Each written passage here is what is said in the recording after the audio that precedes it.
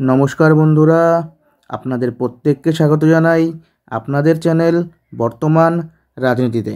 তো বন্ধুরা, আপনারা প্রত্যেকেই জানেন যে পশ্চিমবঙ্গের উত্তরবঙ্গে বর্তমান কী অবস্থা। আপনারা জানেন যে উত্তরবঙ্গের বেশ কিছু এলাকা বন্যা কবলিত হয়ে পড়েছিল এবং ব্যাপক ক্ষয়ক্ষতি কিন্তু সেখানে হয়েছে। বন্ধুরা, আপনারা জানেন নাগরাকাটায় কিন্তু 12 থেকে 13 জনের মৃত্যুর সংবাদও কিন্তু পাওয়া গেছে এবং একাধিক বন্যপ্রাণী কিন্তু মারা গেছে। এবং সেখানকার শুধু নাগরাকাটা নয়, আলিপুরদুয়ার, কোচবিহার, দার্জিলিং, জলপাইগুড়ি ইত্যাদি জেলার কিন্তু ব্যাপক জায়গায় কিন্তু ব্যাপক ক্ষয়ক্ষতি হয়েছে। বন্ধুরা, বাড়িঘর থেকে শুরু করে সেখানে কিন্তু মানুষের যে নথিপত্র, সেই সমস্ত কিছুও কিন্তু মানুষের কাছ থেকে কিন্তু হারিয়ে গেছে। তারা কিন্তু তাদের জীবন নিয়ে কিন্তু কোনোভাবে কিন্তু বেঁচেছে, অর্থাৎ ব্যাপক ক্ষয়ক্ষতি কিন্তু উত্তরবঙ্গে হয়েছে। এবং আমরা কি দেখছি যে পশ্চিমবঙ্গের প্রত্যেকটা রাজনৈতিক দলই, সেটা তৃণমূল হোক, বিজেপি হোক, সিপিআইএম হোক, কংগ্রেস হোক, প্রত্যেকেই কিন্তু সেখানে গিয়ে উপস্থিত হয়েছে। তবে বন্ধুরা, দেখার বিষয় যে এই উত্তরবঙ্গে যখন এই ভয়াবহ অবস্থা, তখন কিন্তু রাজ্যের মুখ্যমন্ত্রী মাননীয় মমতা বন্দ্যোপাধ্যায় তিনি কিন্তু কলকাতার কার্নিভালে কিন্তু মেতেছিলেন। আর এই নিয়ে কিন্তু বিরোধীরা কিন্তু তাকে কটাক্ষ করতে কিন্তু ছাড়েননি। এবং বন্ধুরা, আমরা জানি যে এছাড়াও বিক্ষিপ্ত কিছু ঘটনা ঘটে গেছে, যেমন ত্রাণ নিয়ে কিন্তু গিয়েছিলেন বিজেপি নেতা শঙ্কর ঘোষ এবং খগেন মুর্মু। তাদের ওপর কিন্তু সেখানকার গ্রামবাসী কিন্তু চড়াও হয় এবং তারা কিন্তু সেখানে গিয়ে আক্রান্ত হয়। বিজেপির দিক থেকে বলা হয়েছে যে সাধারণ মানুষের ক্ষোভ, তবে আবার বিজেপি বলেছে যে তৃণমূল কংগ্রেসের গুন্ডা বাহিনী তাদের ওপর আক্রমণ চালিয়েছে। বন্ধুরা, এত সব কিছু ছড়িয়েও মানুষের কাছে যে দলটা সবচেয়ে বেশি গিয়ে পৌঁছেছে, সেটা হচ্ছে সিপিআইএম।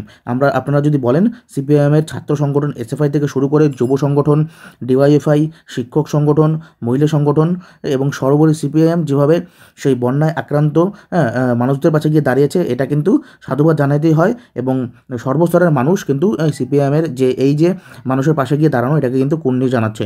বন্ধুরা, উত্তরবঙ্গের একাধিক জায়গায় কিন্তু বিভিন্ন রাজনৈতিক দলের নেতা-নেত্রী গিয়েছে। তবে যেই নেত্রী গিয়ে উত্তরবঙ্গের মানুষকে সবচেয়ে বেশি ভরসা জোগাতে পেরেছেন, সেটা কিন্তু বাম নেত্রী, বর্তমানের একদম পরিচিত মুখ মীনাক্ষী মুখার্জি। বন্ধুরা, আপনারা বিশ্বাস করবেন না যে মীনাক্ষী মুখার্জি যখন উত্তরবঙ্গে গিয়েছেন, সাধারণ মানুষ কিন্তু তাকে ধরে কিন্তু তাকে জড়িয়ে ধরে কিন্তু কাঁদছে। এই ধরনের নিদর্শন কিন্তু আমরা সেখানে কিন্তু দেখতে পেরেছি। বন্ধুরা, উত্তরবঙ্গের মানুষ কিন্তু ফের বামেদের দিকে কিন্তু ভরসা ফেরাচ্ছে। যেভাবে বামেদের ছাত্র সংগঠন থেকে শুরু করে যুব সংগঠন, শিক্ষক সংগঠন মানুষের জন্য ঝাঁপালো, এরপর কিন্তু উত্তরবঙ্গের মানুষ কিন্তু বামেদের দিকে কিন্তু ঝাঁপাচ্ছে। বন্ধুরা, এবং এর বড় কারণ হচ্ছে মীনাক্ষী মুখার্জির ম্যাজিক। আপনারা জানেন, নিশ্চিতভাবে বামেদের সকল স্তরের মানুষ, ছাত্র নেতৃত্ব থেকে শুরু করে যুব নেতৃত্ব প্রত্যেকেই সেখানে গেছে এবং অত্যন্ত নিজেদের সবটা দিয়ে মানুষের পাশে থাকার চেষ্টা করছে। আমরা দেখেছি, আপনারাও সমাজ মাধ্যম থেকে শুরু করে বিভিন্ন চ্যানেল দেখেছেন যে বামেদের সব রকম সংগঠন কিন্তু উত্তরবঙ্গের যারা ক্ষতিগ্রস্ত তাদের পাশে গিয়ে দাঁড়িয়েছে। তবে যার উপস্থিতি মানুষকে বেশি ভরসা জুগিয়েছে, সেটা কিন্তু মীনাক্ষী মুখার্জি। নিশ্চিতভাবে এই মুহূর্তে সবচেয়ে বড় মুখ কিন্তু মীনাক্ষী মুখার্জি, অর্থাৎ বঙ্গ রাজনীতিতে এই মুহূর্তে কিন্তু মীনাক্ষী মুখার্জিকে বাদ দিয়ে কিন্তু কোনো রকম আলোচনা হচ্ছে না। এবং উত্তরবঙ্গে আপনারা জানেন যে একসময় সিপিআইএমের বেশ শক্ত ঘাঁটি ছিল, কিন্তু বর্তমানে কিন্তু সেখানে সংগঠন কিন্তু কিছুটা হলেও নড়বড়ে হয়েছে।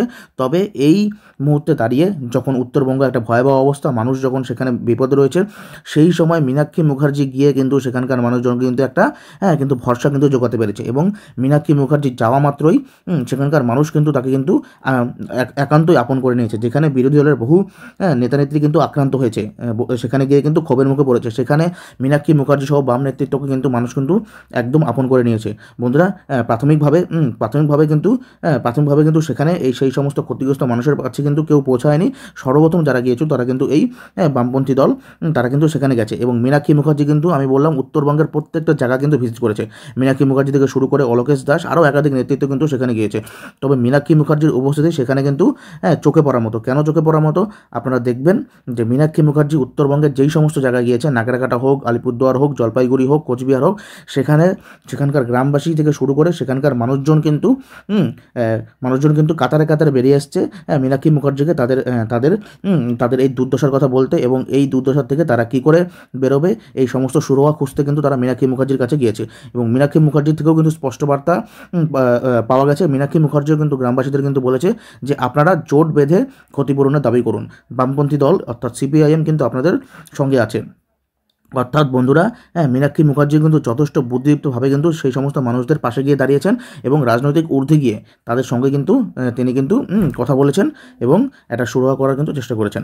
তো বন্ধুরা, আপনারা বলবেন যে মীনাক্ষী মুখার্জির এই উপস্থিতি, হ্যাঁ, মীনাক্ষী মুখার্জির এই উপস্থিতি উত্তরবঙ্গের বামেদের সংগঠন কতটা চাঙ্গা করতে পারবে, এবং আগামী বিধানসভা নির্বাচনে এই যে মীনাক্ষী মুখার্জির যে উত্তরবঙ্গের যে ম্যাজিক, হ্যাঁ, যার দরুন উত্তরবঙ্গের একাধিক মানুষজন কিন্তু আবার বামমুখী হচ্ছে, এটা কতটা সফল হবে। বন্ধুরা, আপনারা কিন্তু আপনাদের মতামত কিন্তু এ বিষয়ে অবশ্যই জানাবেন। বন্ধুরা, আপনাদের প্রত্যেকের কাছে আমার একটা অনুরোধ, আপনারা যারা যারা আমাদের এই প্রতিবেদনগুলো দেখছেন, দয়া করে আমাদের এই চ্যানেলটিকে সাবস্ক্রাইব করবেন, কারণ আপনাদের এক একটা সাবস্ক্রাইব আমাকে কিন্তু নতুন নতুন তথ্য পরিবেশন করতে অনেক অনুপ্রাণিত করে। ধন্যবাদ বন্ধুরা।